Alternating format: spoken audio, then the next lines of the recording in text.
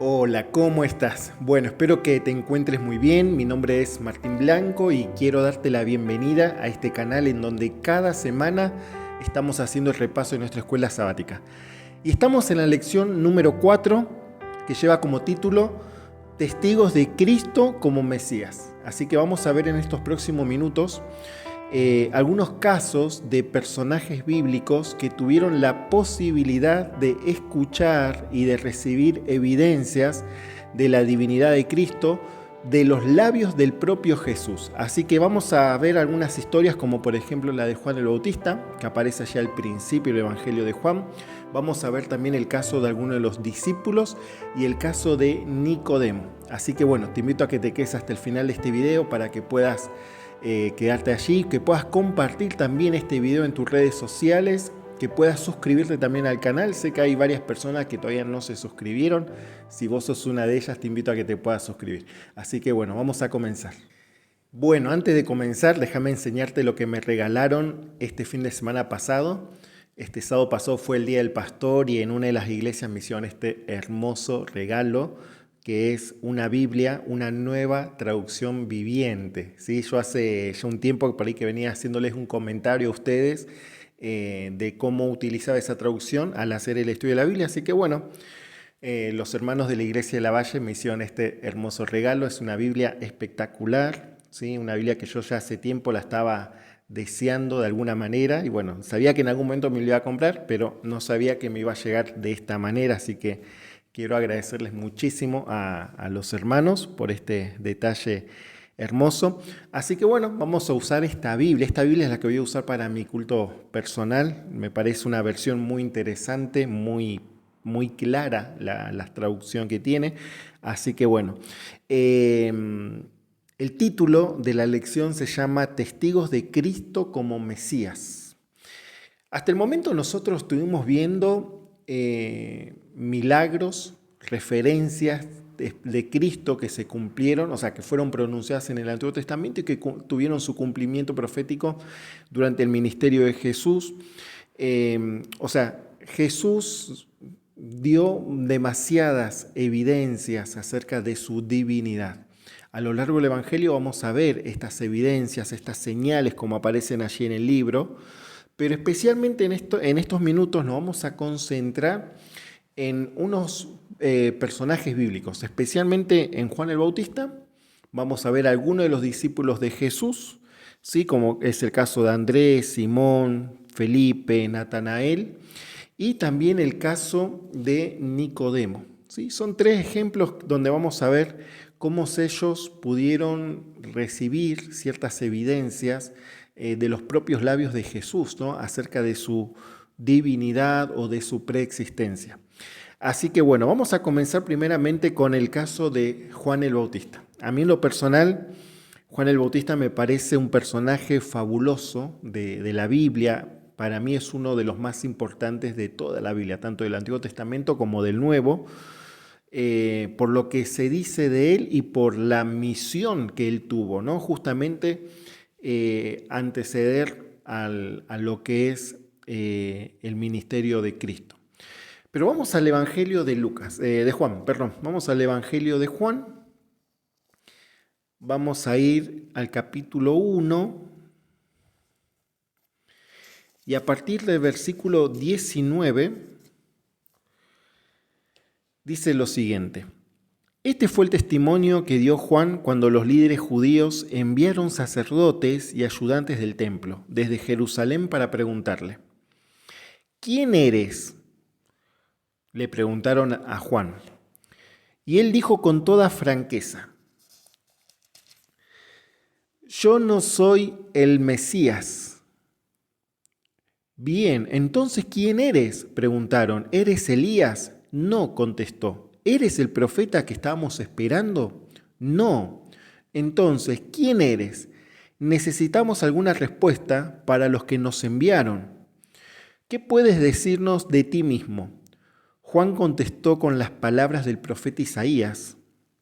Soy una voz que clama en el desierto. Abran camino para la llegada del Señor.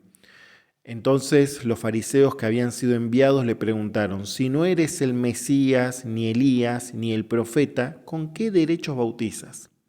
Juan les dijo, yo bautizo con agua, pero aquí mismo, en medio de la multitud, hay alguien a quien ustedes no reconocen. Aunque su servicio viene después del mío, yo ni siquiera soy digno de ser su esclavo ni de desatar las correas de sus sandalias. Ese encuentro ocurrió en Betania, en una región situada al oriente del río Jordán, donde Juan estaba bautizando. A ver, ¿qué tenemos acá? Bueno, acá primeramente tenemos unos fariseos, unas personas que son enviados para hacerles una serie de preguntas a Juan el Bautista. Recordemos que todo esto es antes de que Jesús empezara su ministerio público, ¿sí? Porque una vez que Jesús comienza su ministerio público, pareciera que toda la atención de los sacerdotes, los fariseos, se va de Juan el Bautista hacia Jesús y entonces empiezan a perseguirlo a Jesús directamente. Pero pareciera que hasta entonces el que está sufriendo de alguna manera no quiero usar la palabra persecución porque puede ser que sea muy fuerte en el sentido de que tal vez no era así en el caso de Juan Bautista, pero sí que de alguna manera Juan estaba como a la vista de los líderes religiosos de ese momento, ¿no? Y le enviaron a preguntar, ¿quién eres? ¿Con qué derecho bautizas? ¿Quién dices que eres? Y a mí me llama la atención cómo Juan el Bautista tenía tan clara su misión aquí en la tierra. Directamente, cuando él recibe esta primera pregunta, ¿quién eres? Él dice, yo no soy el Mesías. O sea, él ya sabía quiénes ellos presuponían que Juan el Bautista podría llegar a decir, ¿no? Entonces Juan el Bautista directamente le dice, yo no soy el Mesías. Tampoco soy Elías, tampoco soy uno de los profetas. Ahora, la manera con la que Juan el Bautista se identifica es justamente con un texto que aparece en el libro de Isaías, ¿sí?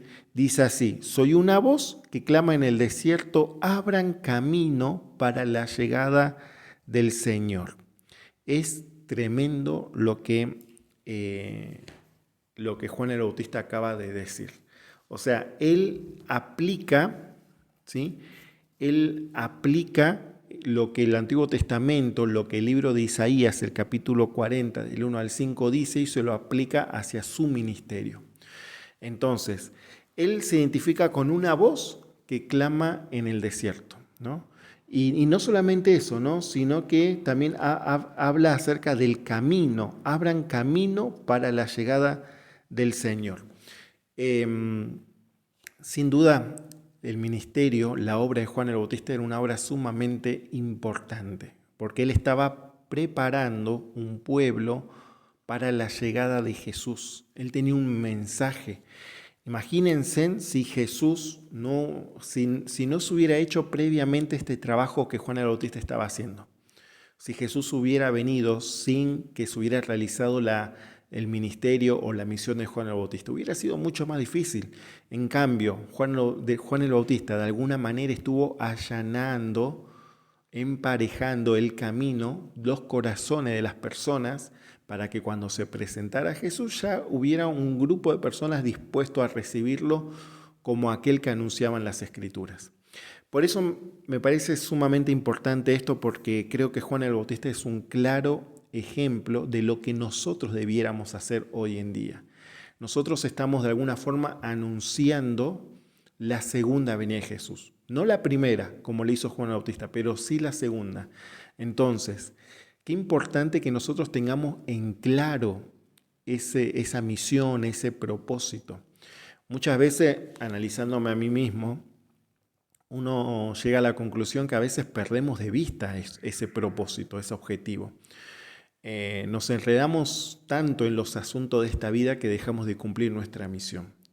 Por eso creo que es un desafío el hecho de identificarnos con Juan el Bautista, no solamente por la manera en cómo él desarrolló su ministerio, sino en la importancia que él tuvo en ese tiempo, ¿sí? de dar un mensaje, de hablar acerca del Mesías. Entonces nosotros estamos en los tiempos previos de la segunda venida de Jesús, y así como Juan el Bautista tenía en claro cuál era su misión, qué bueno que vos y yo podamos tener también en claro cuál es nuestra misión aquí en la tierra en este tiempo que nos toca vivir. Siguiendo con la lectura del capítulo 1 de San Juan, vemos que se forma una especie de cadena de salvación. ¿Qué quiero decir con esto? Vamos a ver una serie de sucesos de cómo los discípulos empezaron a llevar el mensaje, de llevar esa noticia de que habían encontrado al Mesías a su familia, a sus amigos, a las personas que tenían más cerca, ¿sí? Por ejemplo, cuando Juan el Bautista señala a Jesús como el Mesías, como aquel que iba a venir, algunos de los discípulos de Juan fueron hacia Jesús y empezaron a seguirlo, ¿sí? Uno de ellos era Andrés. Ahora, dice, Andrés, hermano de Simón Pedro, era uno de estos hombres que al oír lo que Juan dijo, siguieron a Jesús.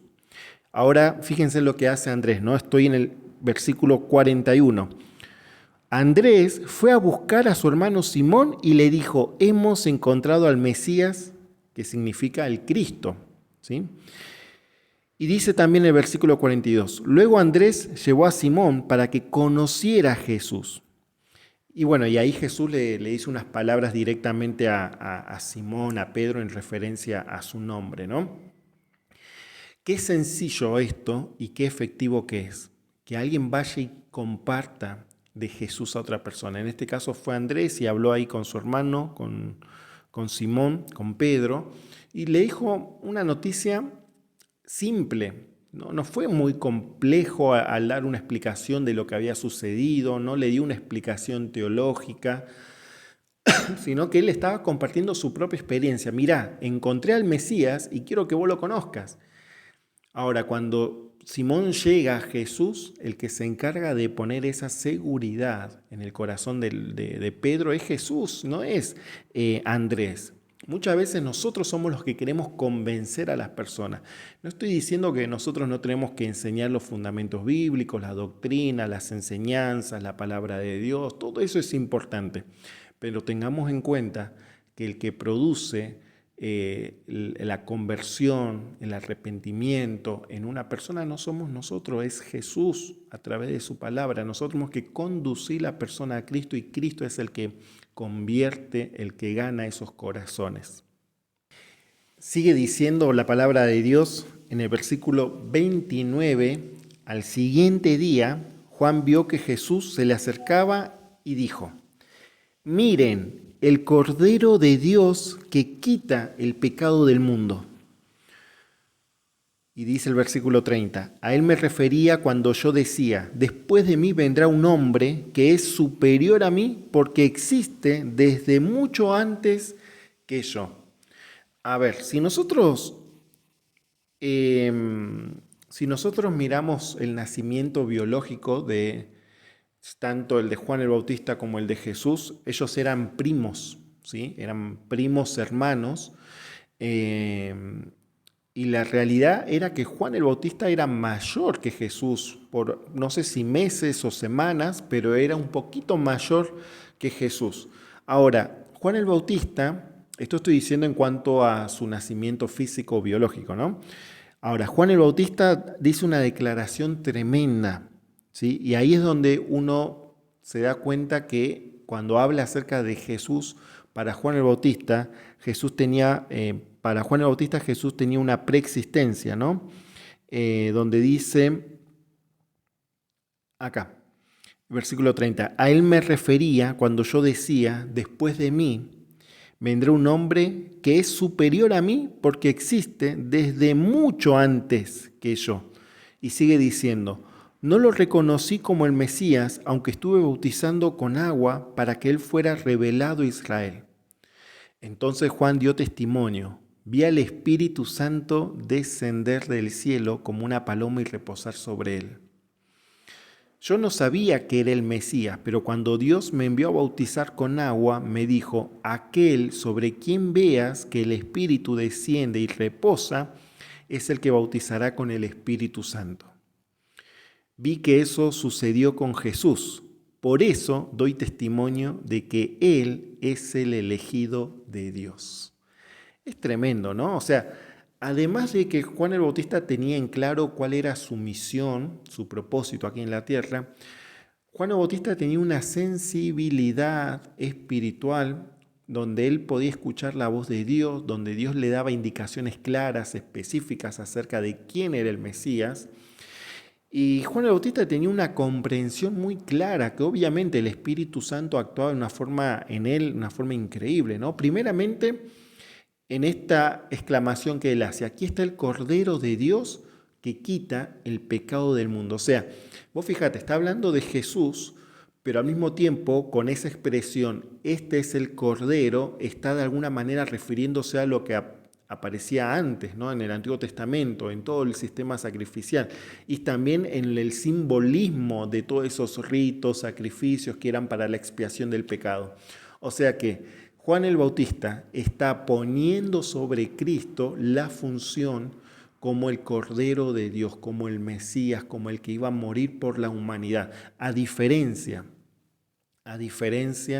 de la creencia popular de aquel tiempo del judaísmo en cuanto al Mesías, ¿no? Ustedes saben que ellos esperaban un Mesías político, terrenal, que los liberara de la opresión romana. Eso no era lo que Jesús vino a hacer, sino más bien Él vino a liberar a su pueblo, pero de la esclavitud del pecado, es lo que Jesús está haciendo hoy en día, ¿sí? Entonces, Juan el Bautista tenía una claridad de pensamiento en cuanto a Jesús, en cuanto a la preexistencia también de Jesús, como lo leíamos recién. Y también hay algo importante que aparece acá. Eso apareció un día, ¿no? El versículo 35 dice que al día siguiente Juan estaba bautizando, como lo solía hacer, por eso es que él dice, se llama Juan el Bautista. Dice, Juan estaba otra vez allí con dos de sus discípulos. Al pasar Jesús, Juan lo miró y declaró, miren, ahí está el Cordero de Dios. Cuando los dos discípulos de Juan lo oyeron, siguieron a Jesús. O sea, imagínate esa escena. Estaba Juan el Bautista con sus discípulos y en ese momento Juan el Bautista ve que pasa Jesús y él inmediatamente señala a Jesús. Ahí está el Cordero de Dios. Y dice la Biblia que los discípulos de Juan empezaron a seguir a Jesús desde ese momento. Qué increíble, ¿no? O sea, cómo Juan lleva la atención de las personas hacia Jesús. Yo creo que eso es algo que también nosotros debiéramos poner en práctica, ¿no? ¿En qué sentido? Muchas veces nosotros cuando enseñamos la Biblia, cuando estamos de alguna forma guiando a las personas a Jesús, a que tengan una vida de relación con Cristo directamente, es importante que nunca perdamos el foco. Porque a veces las personas nos toman a nosotros como referencia y a nosotros nos cuesta cortar el hilo para que la persona empiece a formar una relación con Cristo. No estoy diciendo que uno tiene que borrarse o dejar a la persona, abandonar para que la persona siga solo. No, uno tiene que acompañar, tiene que convertirse en su mentor espiritual, pero nosotros tenemos que llevar a las personas a una relación con Cristo. Nosotros no podemos mantener a las personas, la atención de las personas sobre nosotros, porque nosotros somos seres humanos, nosotros en un momento estamos bien, otro momento puede que estemos mal. Entonces nosotros tenemos que llevar a las personas a que desarrollen su vida espiritual directamente con Jesús a través de su palabra, ¿sí? Juan el Bautista lo hizo de esa manera y nosotros vamos a ver cuáles fueron los resultados de esa labor, que Juan el Bautista no tuvo ningún problema de señalar, de dirigir la atención de sus discípulos hacia Jesús. Hay una expresión que a mí me llama la atención también, cuando estos discípulos deciden seguir a Jesús una vez que se separaron de Juan el Bautista. Hay una frase, una pregunta, ¿no?, que le hacen los discípulos. Cuando Jesús los ve, le dice, ¿qué quieren? Y ellos le contestaron, Rabí, ¿dónde moras o dónde te hospedas? Y Jesús les dice en el versículo 39, vengan y vean. No le dice dónde estaba hospedando, dónde estaba parando Jesús, dónde estaba viviendo, sino que los invita a que ellos mismos descubran eso a través de su experiencia, ¿no? Vengan y vean. Ahora, eso mismo también lo dice Felipe, allí en el versículo 46 al final, Cuando Natanael hace una exclamación y dice, ¿acaso puede salir algo bueno de Nazaret? Entonces, allí aparece nuevamente esta exclamación, ¿sí? Dice así, ven y compruébalo tú mismo. ¿Sí? Es la respuesta que le dio Felipe a Natanael. Ven y compruébalo tú mismo. O sea, Jesús dice, vengan y vean. Y ahora Natanael también repite lo mismo, ¿no? Ven y compruébalo tú mismo. Nosotros tenemos que lograr eso. Tenemos que lograr que la persona conozca a Jesús también a través de su propia experiencia, de una relación con Jesús. Nosotros a las personas le podemos hablar sobre el sábado, sobre los mandamientos, sobre la segunda venida de Cristo, sobre la reforma pro salud, todos temas sumamente importantes que lo tenemos que conocer. Pero el mayor objetivo o el mayor logro es que las personas empiecen a vivir ese mensaje, que empiecen a experimentarlos ellos mismos. Porque vos le puedes contar tu experiencia, pero ahora que la persona empiece a vivir eso, que la persona empiece a vivir, por ejemplo, la felicidad que se siente al guardar el sábado, la tranquilidad que se siente al respetar los mandamientos de Dios, al ser fiel en el cuidado del cuerpo, o sea, todo eso. Vos se lo podés hablar de una forma teórica, pero el logro es que la persona pueda experimentar y vivir ese mensaje en su propia vida, ¿sí? Y por último de esta parte, me encanta las palabras que le dice Jesús a Natanael, ¿sí? Yo creo que Natanael era un tanto diferente tal vez al otro discípulo y necesitaba ciertas evidencias. Y como dijimos en una lección anterior, Jesús sabe eso, sabe cómo somos nosotros, sabe nuestras necesidades y sabe la manera de llegar a nuestras vidas. Tal vez para una persona es más sencillo, tal vez con la persona con alguna certeza bíblica ya le es suficiente para avanzar y aceptar a Jesús. Tal vez para otros necesitan más evidencia. Bueno, para mí algo así era el caso de Natanael, ¿no? Por ejemplo, cuando Natanael va a encontrarse con Jesús, Jesús dice, aquí viene un verdadero hijo de Israel, un hombre totalmente íntegro. Y Natanael dijo, bueno, ¿cómo es que me conoces? Y Jesús le dice, pude verte debajo de la higuera antes que Felipe te encontrara. Y esa frase para mí es como que le impactó a Natanael, porque él sabía lo que estaba pensando, él sabía lo que había en su corazón antes de que Felipe lo encontrara debajo de la higuera. Yo me imagino que Natanael en ese momento, que estaba solo, tal vez estaba preguntando, haciéndose preguntas sobre el Mesías. Y ahora que venga una persona y le diga, yo sé lo que estuviste pensando en ese momento debajo de la higuera, yo te vi debajo de la higuera. Entonces Natanael exclama en el versículo 49, Rabí, tú eres el Hijo de Dios, el Rey de Israel. Es tremenda esta exclamación que hace Natanael, ¿no? Me parece que es una de las más completas que vamos a encontrar en el Evangelio de San Juan. Le dice, Rabí, maestro, mi maestro, tú eres el Hijo de Dios. Tú eres el Rey de Israel, ¿sí? Jesús ya sabe la manera de cómo llegar a cada vida. Sabe lo complejo que somos y lo duro que somos muchas veces. Entonces Jesús se toma el tiempo, toma las formas, las maneras de cómo llegar a cada uno de sus hijos para que nosotros pudiésemos aceptarlo a Él como nuestro Salvador personal. Bueno, y ya llegamos a la última historia, ¿sí? Que tiene que ver con un personaje también bastante conocido que es Nicodemo. Nicodemo, de paso, el nombre Nicodemo tiene un nombre interesante allí en el griego. Nicodemo vendría a ser la unión de dos palabras, ¿sí?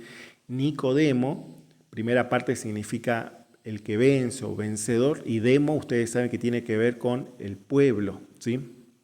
Entonces, Nicodemo, el nombre Nicodemo tiene un significado interesante.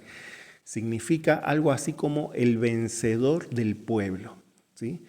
Imagínate a Nicodemo con ese nombre, ¿no? Yo creo que si si la gente te llama de esa manera, vos en la calle, el vencedor del pueblo, ¿cómo estaría nuestro ego?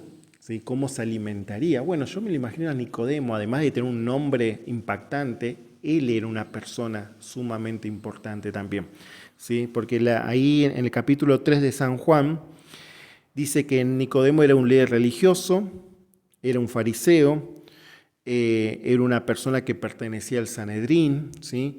Entonces, Nicodemo era una persona reconocida, una persona instruida, una persona de mucha influencia y mucho conocimiento del Antiguo Testamento. Pero dice la historia que una noche él fue a hablar con Jesús. Fue de noche, no fue de día, fue en la noche, porque en la noche es más fácil camuflarse, es más fácil confundirnos con la oscuridad, es más fácil que no nos reconozcan por la noche. Nicodemo estaba buscando a Jesús, pero no quería tampoco mostrarse como seguidor de Jesús, por lo menos hasta ese momento.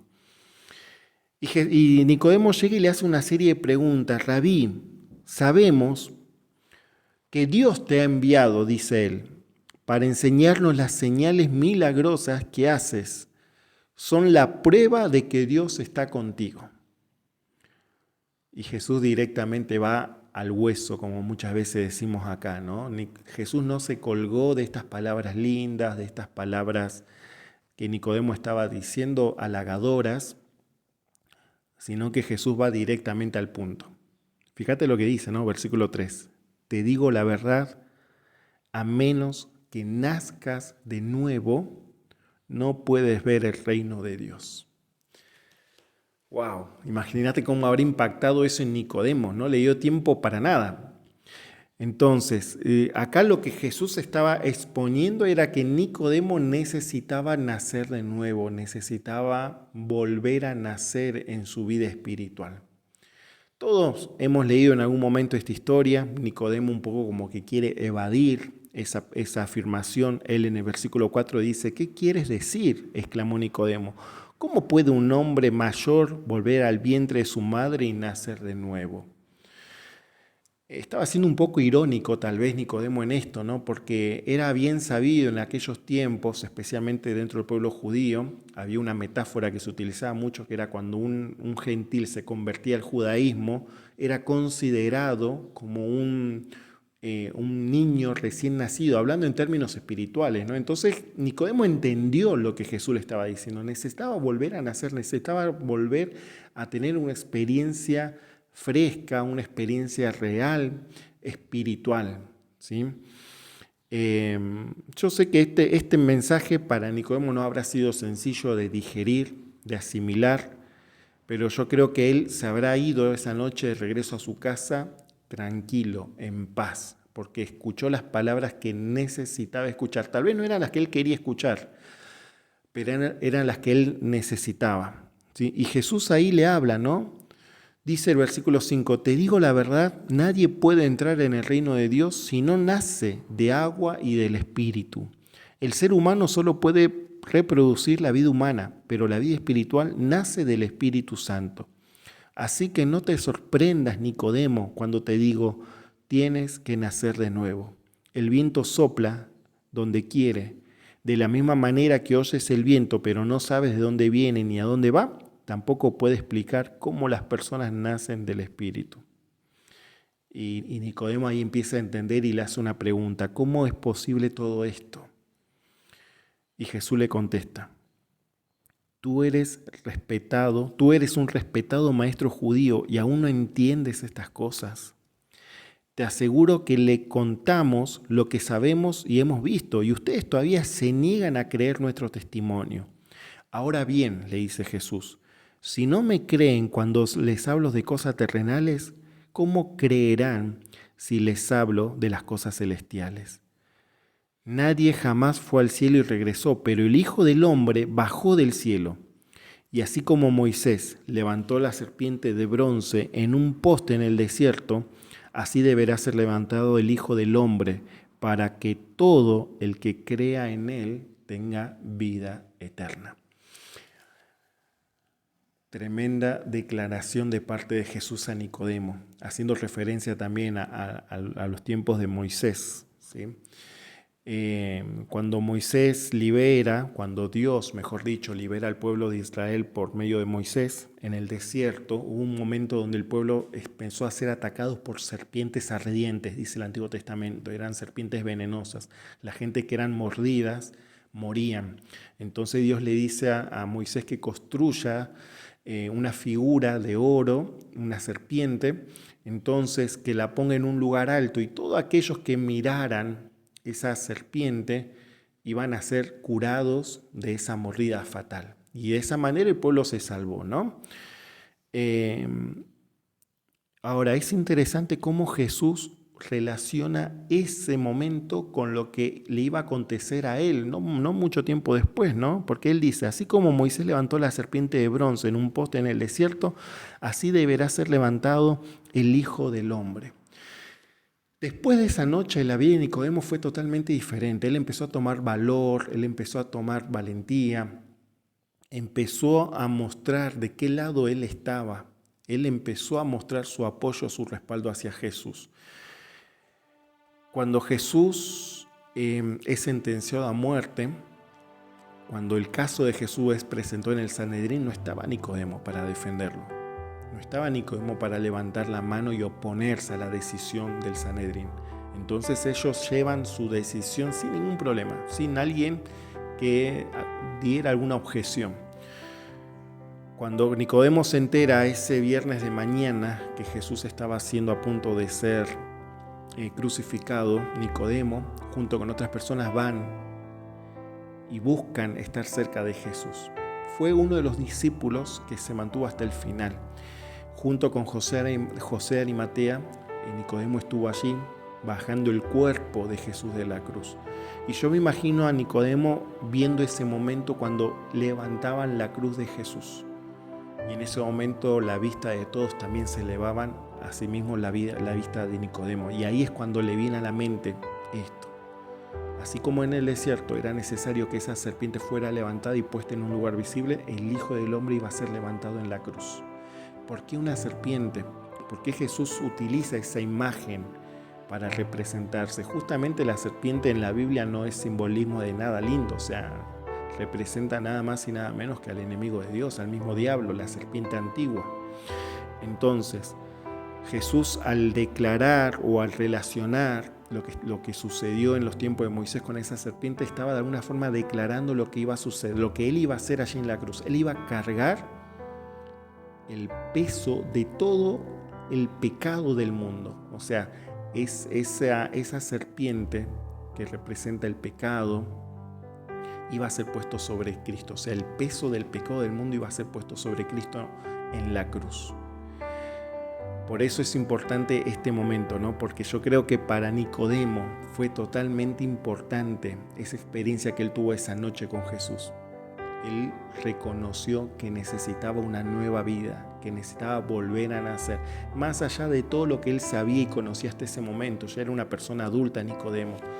Puede ser que vos conozcas la Biblia, puede ser que vos tengas muchos años en la iglesia, puede ser que Jesús ya ha dado muchas evidencias de quién es Él, pero todavía está faltando una decisión, y es tu decisión de entregar tu vida a Jesús. Y así como Jesús le dijo, es necesario nacer del agua y del Espíritu, es necesario que nosotros también podamos nacer nuevamente. Y la forma en la que nacemos nuevamente es a través del bautismo. Hay personas que todavía no tomaron esa decisión de entregarse a Jesús a través del bautismo. Y tal vez en el estudio de esta semana puede ser que Dios también nos esté invitando a tomar esa decisión y entregarnos completamente a Él a través del bautismo.